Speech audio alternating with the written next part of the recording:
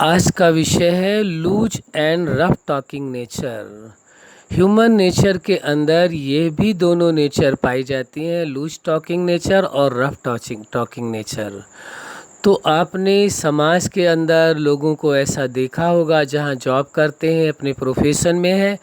कि किसी के अंदर लूज टॉकिंग नेचर है, लूज टॉक करते हैं, किसी के अंदर रफ टॉक करने की नेचर है। तो ये दोनों ही नेचर मिलती जुलती हैं लगभग, लेकिन ये दोनों ही अच्छी नहीं है। इसलिए इस विषय में चर्चा की जा रही है, क्योंकि हम ये नहीं कह रहे हैं कि आपके अंदर या किसी के अंदर ये नेचर है, लेकिन क्योंकि ये विषय चल रहा है ह्यूमन नेचर का, इसलिए ह्यूमन नेचर के अंदर ये बताना आवश्यक है कि यह भी ह्यूमन नेचर के अंदर पाई जाती है। Loose talking nature and rough talking nature ये भी पाई जाती है। इस नेचर के कारण वह लोग कभी किसी के साथ भी कुछ भी बोल देते हैं, उनको ये परवाह नहीं होती है कि हम किन शब्दों का प्रयोग कर रहे हैं और उन शब्दों के कारण लोग कितने आघात होते हैं, कितना दुख महसूस होते हैं, कितना दुखी महसूस करते हैं अपने आप को, और कितना हर्ट हो जाते हैं। तो इस नेचर के कारण उनके साथ लोगों की बनती नहीं है, ज़्यादा से ज़्यादा लोगों के साथ टकराव होते रहते हैं। तो loose talking nature and rough talking nature ये कोई अच्छी नेचर नहीं है। ये आप भी मानते हैं, हम भी मानते हैं, और सभी समाज के लोग इस बात को मानते हैं। बात अपनी कहनी है तो कहने का एक तरीका है। एक समाज में रहने के कारण हर व्यक्ति इस बात को समझता है कि कोई बात अपनी कहनी है तो अपनी तरीके से कहनी है, लेकिन किसी की यदि नेचर बन जाती है लूज टॉक करने की, रफ टॉक बोलने की, हर बात में रफ बोलेंगे और ऐसे शब्द बोलेंगे जो कि सामाजिक तौर पर ठीक नहीं होते हैं, ना ही सामाजिक उनके लिए मान्यताएं हैं कि आप इस प्रकार के शब्दों का इस्तेमाल करें, लेकिन क्योंकि उनकी आदत पड़ी हुई है, अब आदत के कारण, उस नेचर के कारण वह उन शब्दों का इस्तेमाल करते हैं जिन शब्दों को हम समझाने में भी आपके साथ नहीं बात कर सकते हैं, नहीं कह सकते हैं, आपके साथ नहीं चर्चा कर सकते हैं। उन शब्दों का वह इस्तेमाल सामाजिक लोगों के बीच में, सबके बीच में वो करते हैं। छोटी सी बात होगी तो फ़ौरन ही वह जो है ऐसे शब्दों का इस्तेमाल करना प्रारंभ कर देते हैं,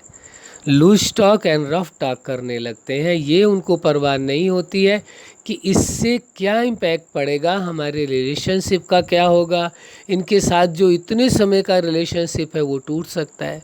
तो ये सच्चाई है कि इन दो नेचरों के कारण लोगों के रिलेशनशिप टूटने की स्थिति में आ जाते हैं। वो बहुत ही नज़दीकी लोग हैं जो उनसे जुड़े हुए हैं, या परिवार के लोग हैं, वो समझते हैं कि भाई इनकी तो आदत है, या वो मान लीजिए उम्र में बड़े हैं, सीनियर सिटीजन टाइप है, लेकिन उनकी आदत ये बन गई है, तो लोग एवॉइड करते हैं, कहते हैं कोई बात नहीं, बड़े बुजुर्ग हैं, इन्होंने कह दिया तो क्या हुआ, लेकिन फिर भी उनसे बचने की कोशिश करते हैं, उनसे दूर रहने की कोशिश करते हैं। उनको ऐसा लगता है कि हमें इनसे दूर रहना चाहिए, वरना व्यर्थ में ही ये कुछ ना कुछ ऐसा बोल देंगे जिससे हम परेशान हो जाएंगे, और इनको तो कोई फ़र्क नहीं पड़ता क्योंकि इनकी तो आदत पड़ी हुई है, ये तो बोलने में इनकी तो आदत है, ये कुछ भी बोल सकते हैं, और जो कोई जवाब देगा तो और ज़्यादा बोलने लगेंगे। तो जो लूज टॉकिंग वाले नेचर वाले हैं, रफ टॉकिंग के नेचर वाले हैं, वो लोग कभी किसी की परवाह नहीं करते हैं, किसी को भी कुछ भी बोल सकते हैं।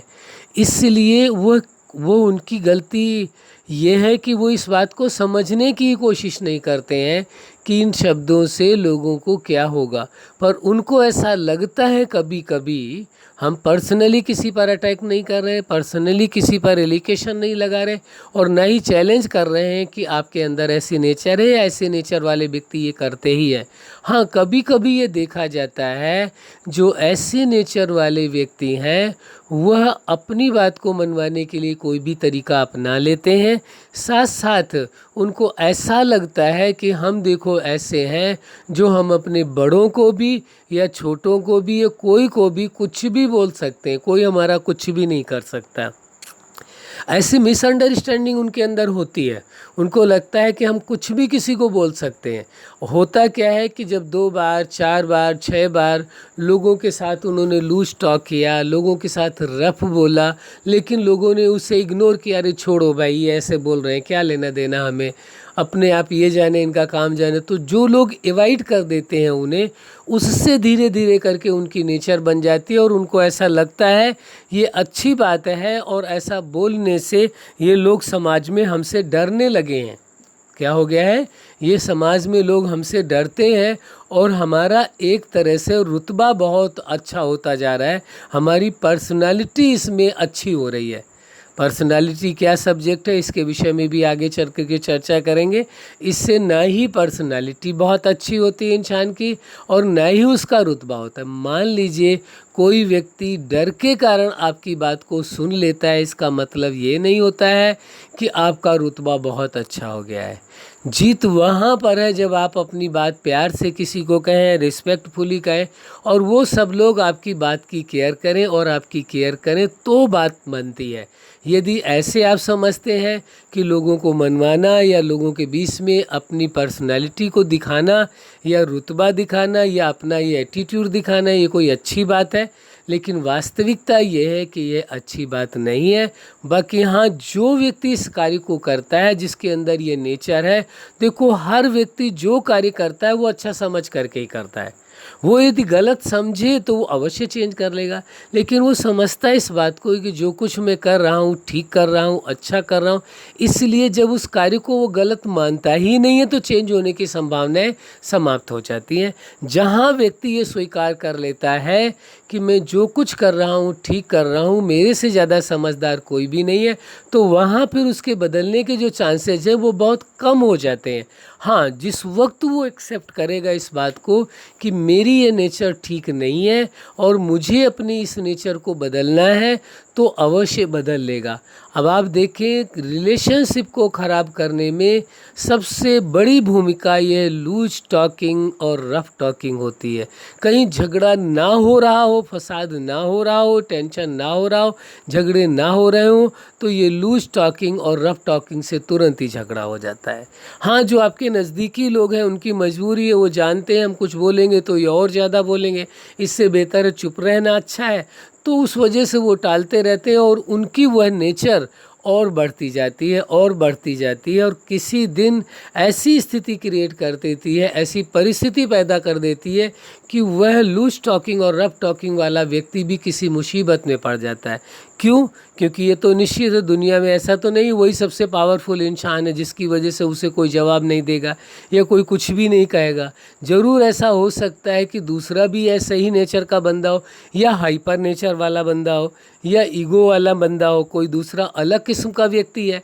अलग नेचर वाला व्यक्ति, यदि उसके सामने ऐसा कर दिया, लूज टॉकिंग या रफ टॉकिंग वाली बात आ गई उसके सामने, या उसने बोल दिया कुछ, तो फिर उसमें टकराव की पूरी स्थिति हो जाती है और वो समस्या बड़ा विकराल रूप ले लेती है। और आगे चल करके ये ऐसी स्थिति में कई बार क्या होता है, बड़े क्राइम का भी जन्म हो जाता है।